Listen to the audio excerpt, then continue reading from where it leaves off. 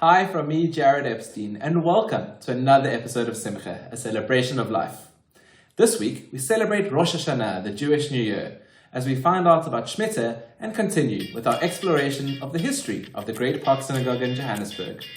To start us off, Goldie Rateper shows us how to make challah specifically for Rosh Hashanah.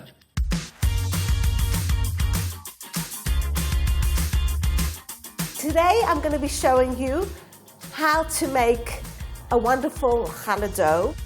5 cups of warm water, 3 packets of dry yeast, 1 3/4 cups of sugar, 2 tablespoons of salt, 1 3/4 cups of oil, 14 cups of flour, and sweet toppings. We're going to start with 5 cups of warm water. The temperature of the water is the success of your dough, because the right temperature will cause your dough to rise and your yeast to proof correctly. In here, I have 3 packets of dry yeast. I'm going to start by stirring the yeast. In here we have 1 3/4 cups of sugar, which I'm going to add to the yeast. And now we'll mix the yeast and the sugar, and we leave that for about 15 minutes till the yeast proofs. Our yeast is nicely proofed, and it's time to add in the rest of our ingredients and to knead our dough.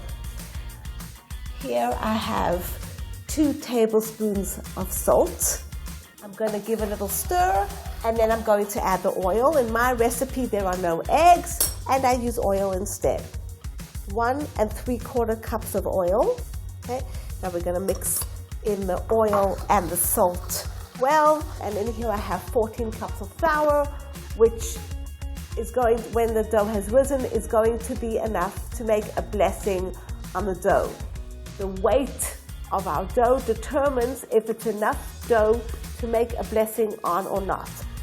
There are 3 special mitzvahs of the Jewish woman. One of them is challah, which we traditionally have every Shabbos and every Yom Tov, which are our holidays, the high holidays, and other special dates in the Jewish calendar.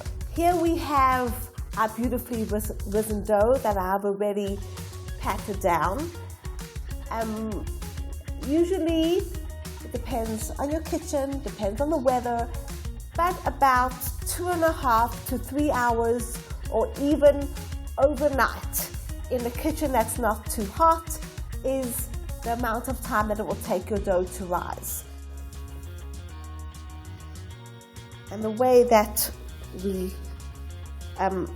help the dough to rise is we oil the dough a little bit, and we wrap it in plastic and cover it well with a cloth. And now that the dough has risen, I am going to make the special bracha, blessing on dough. Okay, we take a piece in our hand, about the size of your palm, and we're going to make the blessing. Baruch atah Adonai, Eloheinu melech haolam, asher kiddushanu b'mitzvosav v'tzivanu lahafresh challah. Yehi ratzon lefanecha, Adonai Eloheinu v'Elohei Avosenu, sheyibonu beis hamikdash b'mehera v'yameinu v'sein chalkenu b'sarasecha. Customarily, when we take challah, it is a special time to pray for anything that one might need, for those who are ill, or really any blessing that anybody needs. We have them in mind, and we have them names in mind when we take challah. Harei zu challah. So the reason that we take a piece of dough is that in the time of the Beis HaMikdash, of the temple, we will take a tithe or a truma and give it to the Kohen Gadol, the high priest. This is to keep the law fresh in our minds, even though today we don't have a Beis HaMikdash, a temple, so that when the redemption comes, when Mashiach comes, we will know very clearly what to do straight away. And now I'm going to show you how to make your wonderful dough into round shapes for Rosh Hashanah. Start off by cutting some dough and rolling it into a nice long snake.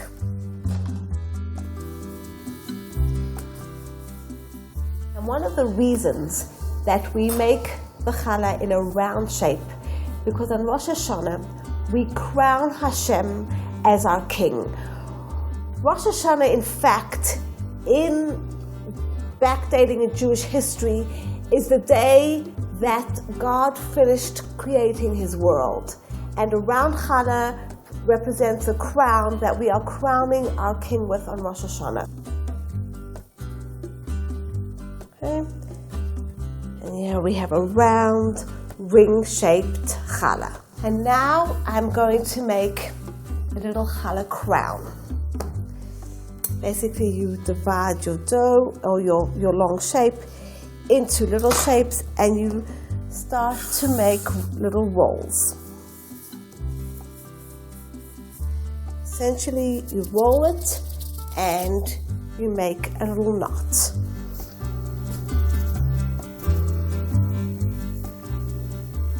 I'm going to place these all around the pan, leaving a space in the center so that when it bakes, it looks like a crown. Okay, I'm now going to put an egg wash on my challah, which is basically egg mixed with some water, and we're going to add our sweet toppings.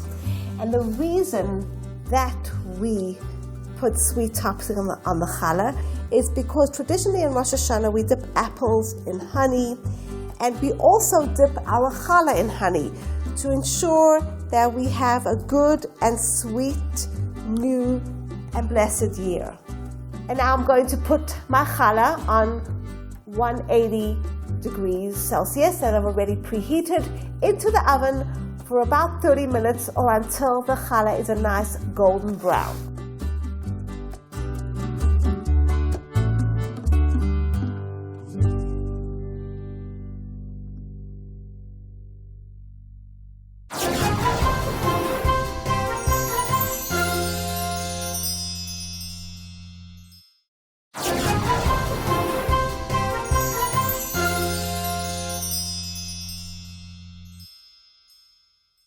Last week, we explored the history of the Great Synagogue in downtown Johannesburg.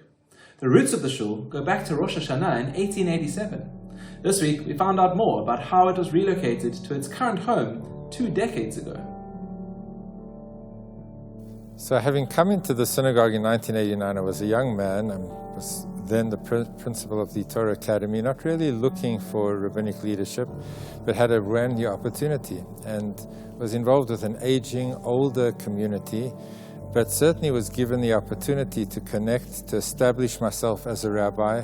And there were very funny things that happened at that time. For example, it was a very set community. Everything was very organized. So on one occasion, I brought a brother-in-law with me, came to visit the old synagogue. He sat down in a seat amongst 1,500 seats, most of which, 1,400 of which were empty or more. And somebody dutifully came over to him and said, "Excuse me, the visitor seats are over there." He thought this was very funny, that they were so caught up in the history and time when people didn't have enough space and there was reserved seats for visitors. And here, an empty shul, the nearest person was 50 meters away from me, and we were telling this person to sit in the visitor seat. So we had people who were very set in their ways, but also very committed. We had a Mr. Goldstein whose life was the shul. He woke up every day and he dreamed of transporting the shul to a new place, which was a very funny and ridiculed suggestion to move the synagogue. And that's an important part of the journey, because when we first mooted the idea in 1994, when we were forced to close the old shul, that we wanted to move to a new venue, the general attitude was that South African Jewry are leaving, there's no need for a new shul, it's going to be a white elephant. And there was a process where we wore away at the opposition slowly until eventually there was the tipping point. And then finally there was an avalanche of energy. And we left that shul in 1994.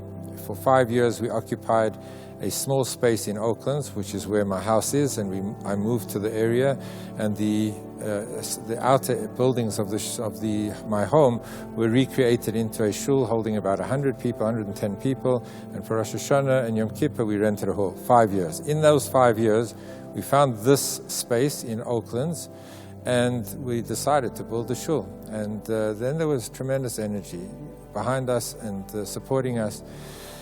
And the idea was to take the look of the old shul and to replicate it as best as we could in a new shul. The old shul was a small replica of the Hagia Sophia in Istanbul.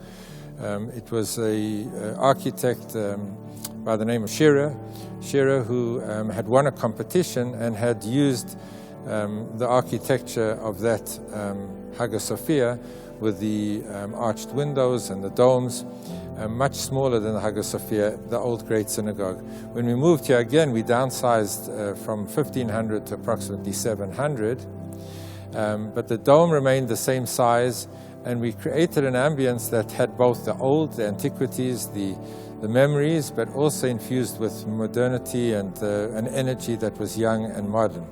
So that was the makeup of the shul, to take the old and breathe in it to it life, and to bring all the insides of the old shul. So the pews that we see that are wood are all part of the old synagogue. The chandeliers and the Ner Tamid, the eternal light that is above our ark, and the pulpit and the candelabra and the bima, the various parts of the synagogue inside are exactly the same that they were. So when people come and stand on the same bima, the same elevated platform, which they had their bar mitzvah maybe 70 years ago or 80 years ago, and they stand at creeks in the same way, and they're standing with very familiar surroundings. At the same time, there was a newness and then a new energy and a brand new beginning for a community. And within a short time, this shul began to fill, and we attracted not only the old members, but many younger members, so that the membership moved from being a very old membership to a very young membership. And over the years, additions have been added to the shul. For example, a mikveh, which was something that people saw as only relevant to a very religious community, and we're Orthodox and traditional, but not necessarily a religious community.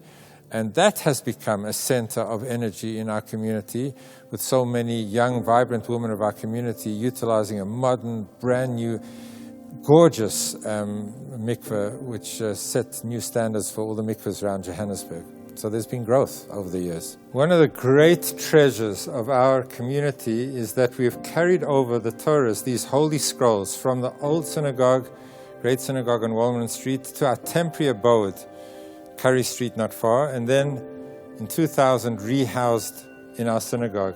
Scrolls that have seen many personalities, many people that have been used for events like the response to the First World War and the Second World War and the establishment of the State of Israel. All of those events were recorded and were the Great Synagogue was central to the community when those events were commemorated or prayers were being held. The beautiful adornments are also part of the history of the community. And I have one particular crown that is so magnificent and so historic. This crown was presented by the Bernato brothers in loving memory of Barney Isaacs Bernato in the year 1888 or 6.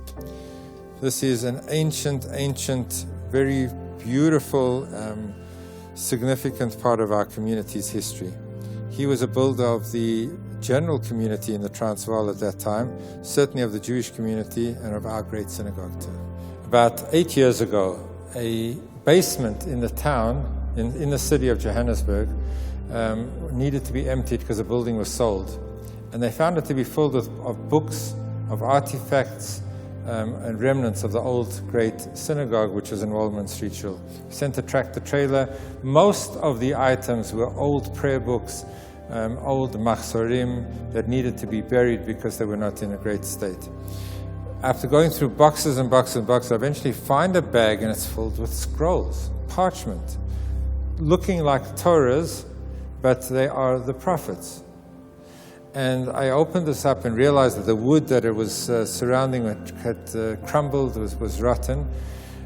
We had stumbled upon 2 full sets of the prophets, starting from Joshua all the way till the book of Song of Songs, the book of Esther, all of them written individually on parchment and held as a scroll. There was a custom of the Gaon of Vilna that when they would read the prophets in the synagogues, which we do from a book, they would read it from a scroll just as they would read the 5 books of Moses from a scroll. So I refurbished the wood, so we created brand new wooden holders. And I went to the community and said, well, are you ready to create a brand new cover for these scrolls? And they elicited a wonderful response where people donated these covers. And the proceeds of that went to buy a brand new library of Jewish books for our synagogue, which is housed in our minor synagogue, our small synagogue. So the old generated the new. And there are 2 communities that every single Friday come and pick up the relevant scroll, and they use it that Saturday and return it the next Friday when they take the next one. So this is a big part of ancient, old Johannesburg Jewry history.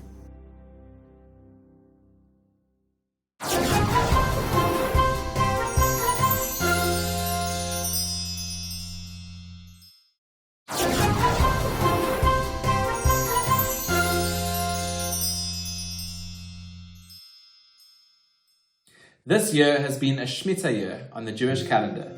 Author and social entrepreneur Aharon Levi tells us about his book that focuses on Shmita. What is Shmita, you might ask? Well, it's rather layered, but that's exactly what Aharon is going to explain. The word Shmita means to let go, to release. Now, what is it? So like we have a cycle of 7 days, 6 days of work and 1 day of rest, which is the Shabbat, Saturday, the Sabbath. We have a cycle of 6 years and a 7th year of rest, which is called Shabbat Haaretz, which in Hebrew means the Shabbat of the land, or the rest year of the land. So every 7th year brings into play some very special rules. One is that we need to leave the land fallow. This applies to the land of Israel. All the produce is actually ownerless. Everybody can take the produce and use it as they want. The other piece is debt release. At the end of the Shmita year, all the debts are remitted every 7 years. All the loans, all the debts. Not all of them, it's a bit more complicated, but in general, they get cancelled. Then after the Shmita year, which is pretty much now, we have a special event called Hakel, which means to gather as a people, to gather a community. And it was very hard to implement all those rules, but at least in theory, that's what Shmita is all about. First and foremost, the book is divided into 2 main parts. So the first part is more like introduction to Shmita. The second part of the book is actually an interpretation or a more innovative approach to Shmita, to the sabbatical year. And there I take each one of the 7 components of Shmita and I try to drill down and understand what are the key concepts behind each one of those parts. And then climb back up in time and see how can they be applied to our modern society, modern economy. But if you read the actual evidence in the Talmud, you see that Shmita was a very, very tough year. People went hungry. People were desperate. People were frightened. They were terrified by Shmita. So the question that came to mind was, why would our Torah, why would our tradition, why would our wisdom, Jewish wisdom, would compel such a thing and make it a very centerpiece of Jewish law? And the answer I have, at least, is that Shmita was actually supposed to be a pre-planned crisis. Now, the reason is that crises have benefits. And the upsides of crises is that they compel us to unite. They compel us to work together. They compel us to be innovative. They compel us to be strategic. And if it's a pre-planned crisis that you know it's going to come, then it becomes a part of the system. And actually, crisis, or crises, is the father and mother of innovation and success and entrepreneurship. So now let's try and take all those ideas that we talked about, try and put them together and see how it can be applied to modern economy. So one of the most common crises that people my age, I'm 39 and younger, are experiencing is the volatile job market. So very few people my age still work at the same job that they used to work in, let's say, 10 years ago, even 5 years ago. Now, on the one hand, that's great, because it enables a lot of flexibility and a lot of creativity, it's fantastic. But it also is a repeated crisis. Each of those transitions is actually a crisis. And in many cases, it gets people derailed of their life course. So the entire society loses when people get derailed. Now let's think how a pre-planned crisis can solve this. What if we take the idea of a sabbatical year and try and think how it can be applied in our economy? What if we plan those transitions between jobs? What if we say in advance, okay, so I'm going to take 6 months off in a year from now. I'm going to pre-approve it with my employer, with the government, and I'm going to use those 6 months for training, for updating my skills. Yeah, so we'll also have some more time with the family, which is also important. But I'm going to use this to make a safe transition to my next vocational stage. And society as a whole is going to get much more benefit from my work. And I'm going to get much more benefit from my work. And it's a win-win situation for all of us. Now, there are many details in this idea of how exactly to do it and how to put it into public policy. But the main problem with it will be, okay, so how are we going to fund this? So here it converges with another crisis that we have in our generation, which is that we just live too long.